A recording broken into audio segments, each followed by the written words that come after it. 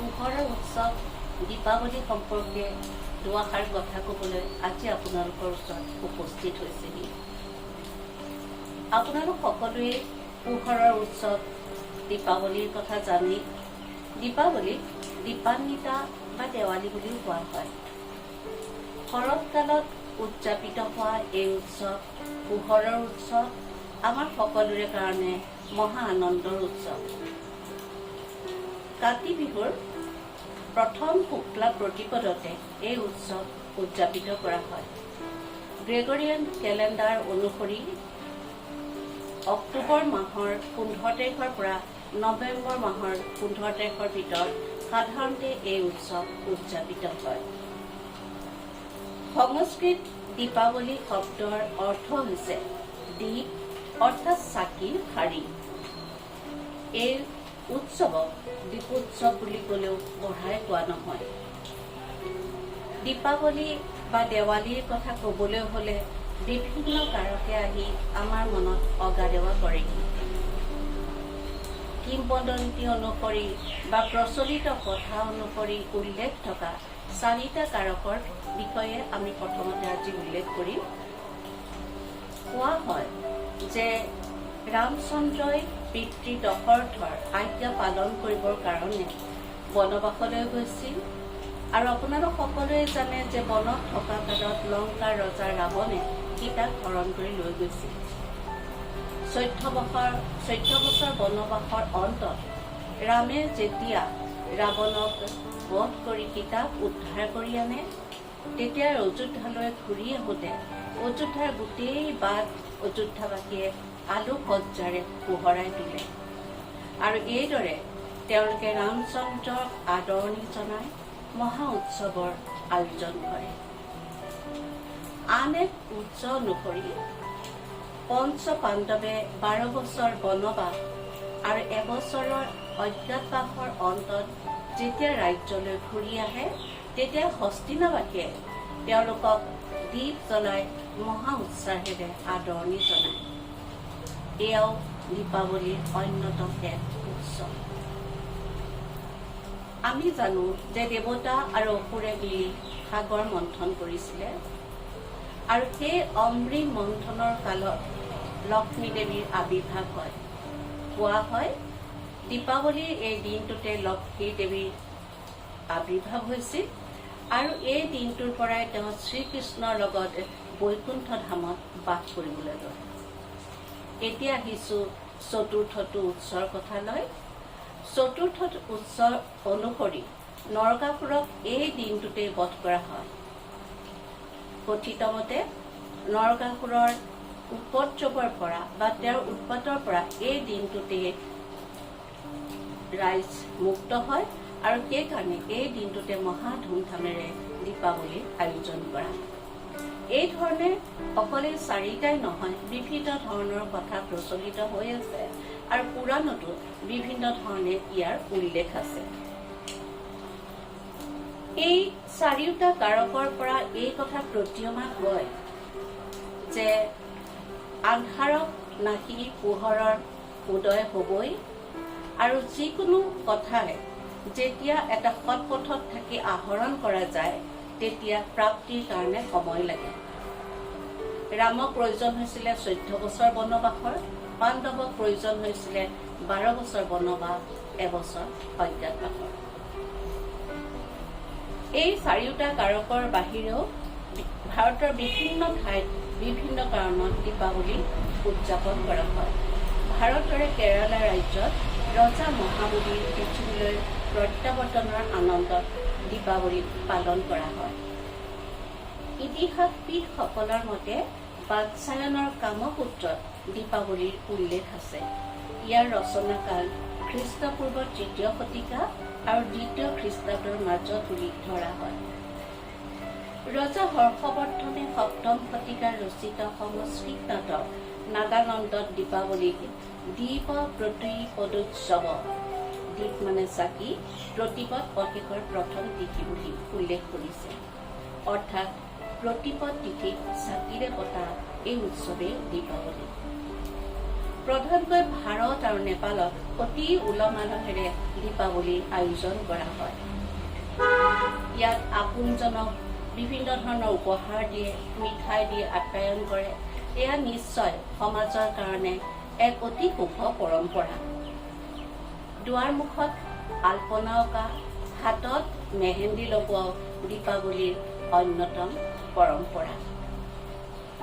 ব্ৰাহ্ম সমাজতো এই দিনটো উলহ মালহেৰে পালন কৰা হয়, কাৰণ এই দিনটোতে দয়ানন্দ সৰস্বতী সমাধিস্থ হৈছিল। জৈনসকলৰ তীৰ্থংকৰ মহাবীৰেও এই তিথিটোতে নিৰ্বাণ লাভ কৰিছিল বুলি জনা যায়। সেয়েহে জৈন ধৰ্মাৱলম্বী লোকৰ বাবেও এইটো এটা বিশেষ দিন। আনহাতে স্বৰ্ণ মন্দিৰৰ আধাৰশিলাও এই দিনটোতে স্থাপন কৰা হৈছিল কাৰণে এই দিনটো শিখ ধৰ্মাৱলম্বী লোকৰ কাৰণেও অতিশয় বিশেষ দিন। ভাৰতৰ অসম, পশ্চিম বংগ আৰু উৰিষ্যাত দীপান্বিতা উৎসৱৰ লগত সংগতি ৰাখি কালী পূজাও অনুষ্ঠিত হয়। এই পূজাক শ্যামা পূজাও বোলে। অৱশ্যে কালী পূজাৰ প্ৰচলন বৰ বেছি পুৰণি নহয়। অষ্টাদশ শতিকাৰ পৰাহে এই পূজাৰ প্ৰচলন হয়। দুৰ্গা গোসাঁনীৰ কলেবৰৰ পৰা উদ্ভূত কালী দেৱীক মহাশক্তি মা চামুণ্ডা বুলিও কোৱা হয়।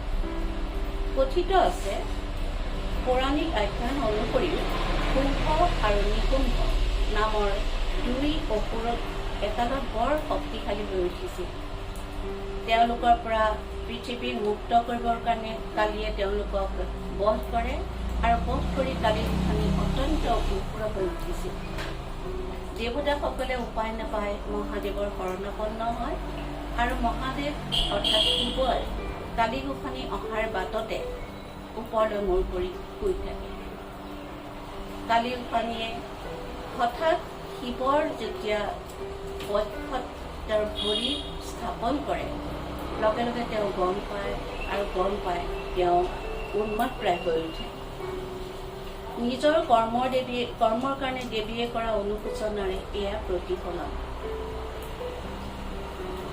কালীৰ মূৰ্তি অত্যন্ত ক'লা ৰঙৰ। মূৰ্তিৰ ৰূপ এই ধৰণে প্ৰকাশ কৰিব পাৰি, কৃষ্ণ ৰঙে অতীন্দ্ৰিয়তা নিদৰ্শন কৰে। কেঁচুৱা এটা জন্মতে উলংগ হৈ আহে, অৰ্থাৎ সেই উলংগ ৰূপে স্বচ্ছতা আৰু সকলো ধৰণৰ ভ্ৰমৰ পৰা মুক্ত বুজায়। বিভিন্ন হাতে কৰ্ম প্ৰতিফলন কৰে। চকচকীয়া শুভ্ৰ দাঁতে আভ্যন্তৰীণ প্ৰতি পবিত্ৰতা আৰু তেজ ৰঙৰ জিভাই অবৈষম্যমূলক আচৰণৰ প্ৰতিনিধিত্ব কৰে। দেৱী মূৰ্তিত মুণ্ডমালা প্ৰত্যক্ষ কৰা যায়। এই মূৰবোৰে অজ্ঞতাৰ বিনাশ, প্ৰজ্ঞা আৰু জ্ঞানৰ উদয় সূচায়। চাৰি বাহুৱে সৃষ্টি আৰু বিনাশৰ সমগ্ৰ চক্ৰ প্ৰতিনিধিত্ব কৰে। তিনিটা অক্ষ বা চকুৱে ভূত, বৰ্তমান আৰু ভৱিষ্যতৰ নিৰ্দেশনা দিয়ে। লগতে চন্দ্ৰ আৰু সূৰ্যকো প্ৰতিনিধিত্ব কৰে। দীপ বা চাকিক আচলতে সূৰ্যকে প্ৰতিনিধিত্ব কৰা বুলিও ধৰা হয়। আমি যি শক্তিৰে জীৱন ধাৰণ কৰিছো, যি শক্তিৰ পৰা আমাৰ উৎপন্ন হৈছে, এই শক্তিক নিশ্চয় চাকিগছে প্ৰতিনিধিত্ব কৰে। ইংলেণ্ডত সমসাময়িকভাৱে 5 নৱেম্বৰত মুকলি ঠাইত জুই লগাই আনন্দ উৎসৱ পতা হয়। আফ্ৰিকা আৰু অষ্ট্ৰেলিয়াতো এই উৎসৱৰ কথা জানিবলৈ পোৱা যায়। দীপাৱলী কিন্তু অকল চাকি জ্বলোৱাতে সীমাবদ্ধ নাথাকে। দিনে দিনে দেখা গৈছে যে চাকি জ্বলোৱাতকৈ মানুহে আতচবাজি ফটকা ফুটোৱাত প্ৰায় উন্মাদ হৈ পৰে। এয়া শুভ লক্ষণ নহয়। ইয়াৰ ফলত আকাশমণ্ডল ধুঁৱলী হৈ যায় আৰু এয়া মানুহৰ শৰীৰৰ কাৰণে অতিশয় বিষাক্ত। আতচবাজিত যি ধোঁৱা নিৰ্গত হয় তাত কেডমিয়াম, কপাৰ, লেডকে প্ৰমুখ্য কৰি বিভিন্ন ধৰণৰ ধাতৱ পদাৰ্থ মিহলি হৈ থাকে। সেইবোৰে মানুহৰ শ্বাসযন্ত্ৰত বিশেষভাৱে অপকাৰ কৰে। আমি জানো যে শিশুৱে প্ৰাপ্তবয়স্কতকৈ খৰকৈ উশাহ লয়। স্বাভাৱিকতে এই আতচবাজে শিশুসকলক বেছিকৈ বাধাগ্ৰস্ত কৰে। এজমা ৰোগীৰ বাবে এই পৰিৱেশ ভয়ানক হৈ পৰে। কেডমিয়ামে এনিমিয়া কৰাৰ লগতে বৃক্কৰ ক্ষতিসাধন কৰি স্নায়ুতন্ত্ৰৰো ক্ষতি কৰিব পাৰে। নাইট্ৰেটে মানসিক অৱস্থাত বিৰূপ প্ৰভাৱ পেলাব পাৰে। তাৰোপৰি নাইট্ৰেটে ছালৰ সমস্যা, চকুৰ জ্বলন, শিশুৰ শ্বাসজনিত সমস্যাৰ সৃষ্টি কৰিব পাৰে। এইদৰে বায়ুমণ্ডলত ভাসমান কণাই স্বাস্থ্যজনিত বিভিন্ন সমস্যাৰ সৃষ্টি কৰে। এইখিনিতে উল্লেখ কৰা ভাল যে 85 ডেচিবেলৰ ওপৰৰ শব্দই আমাৰ শ্ৰৱণেন্দ্ৰিয়ৰ ক্ষতি সাধন কৰে, অথচ আতচবাজে 140 ডেচিবেল পৰ্যন্ত শব্দৰ উৎপত্তি কৰিব পাৰে। নতুন দিল্লীত বায়ু প্ৰদূষণৰ মাত্ৰা অতি বেছি। নীলা আকাশৰ পৰিৱৰ্তে তাৰ আকাশ তেনেই ধূসৰ। বায়ু প্ৰদূষণৰ ক্ষেত্ৰত আজি কিছুদিন আগতে দিল্লীৰ স্থান পৃথিৱীৰ ভিতৰত একাদশ। সেইকাৰণে উচ্চতম ন্যায়ালয়ে দিল্লীত দীপাৱলী উপলক্ষে ফটকা, আতচবাজি নিষিদ্ধ কৰিছে যদিও মানুহ সেই সম্পৰ্কত ইমান সচেতন হোৱা প্ৰত্যক্ষ কৰা নাযায়। শব্দৰ সৃষ্টি কৰি জুই জ্বলাই স্বাভাৱিকতে মানুহে এক উন্মাদনাৰ অনুভৱ কৰে। জুই জ্বলাই লাভ কৰা আনন্দৰ আতিশয্যক পাইৰ'মেনিয়া বুলি কোৱা হয়। কিন্তু কেৱল আনন্দৰ কাৰণে আমি এই কামবোৰ কৰা উচিত হয়নে? জীৱ জন্তুৱে বিশেষকৈ আতচবাজিৰ শব্দত ভয়ানকভাৱে ক্ষতিগ্ৰস্ত হয়। আহাৰ খাবলৈ এৰে, নিৰাপদ আশ্ৰয় বিচাৰি তেওঁলোকে এটা স্থানত অৱস্থান কৰে। পুনৰ উল্লেখ কৰিছোঁ যে দীপাৱলী প্ৰধানকৈ হিন্দু মানুহৰ উৎসৱ, হিন্দু ধৰ্মাৱলম্বী লোকৰ উৎসৱ। হিন্দুত্বক কেৱল এক ধৰ্ম বুলিব নোৱাৰি।